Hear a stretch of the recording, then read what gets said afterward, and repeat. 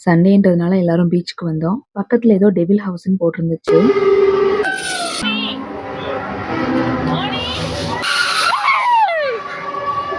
அப்படி எதுவும் அங்க பயப்படுற மாதிரி இல்லங்க. 2 பசங்க தான் மாஸ்க்க போட்டு சும்மா சுத்திட்டு இருந்தாங்க. செட்டிங்க போட்டு ஏமாத்திட்டு இருக்காய்ங்க. அப்புறம் அங்கருந்து வெளிய வந்ததும் அங்க நெறைய கேம்ஸ் எல்லாம் இருந்துச்சு. பசங்க ரொம்ப ஹேப்பியா என்ஜாய் பண்ணி பார்த்துட்டு இருந்தாங்க. சண்டே அப்டின்னா வெளிய வரணும், இப்டி என்ஜாய் பண்ணணும் அப்டின்னு இப்ப இருக்கிற பசங்களோட மைண்ட்ல ஃபிக்ஸே பண்ணிட்டாங்கங்க. அங்க நெறைய பேர் வந்திருந்தாங்க.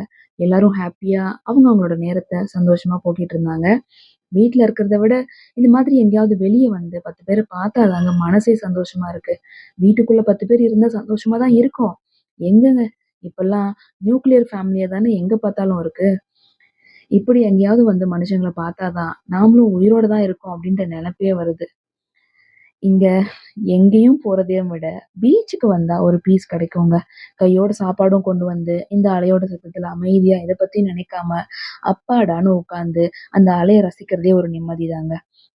அங்க உட்கார்ந்து இருக்கிற ஒவ்வொருத்தருக்குமே ஏதோ ஒரு கஷ்டம், ஏதோ ஒரு பிரச்சனை, ஏதோ ஒரு மன வருத்தம் இருக்கத்தான் செய்யும். ஆனா, அங்க இருக்கிற யாரும் அதனோட முகத்துல காமிச்சுக்க மாட்டாங்க.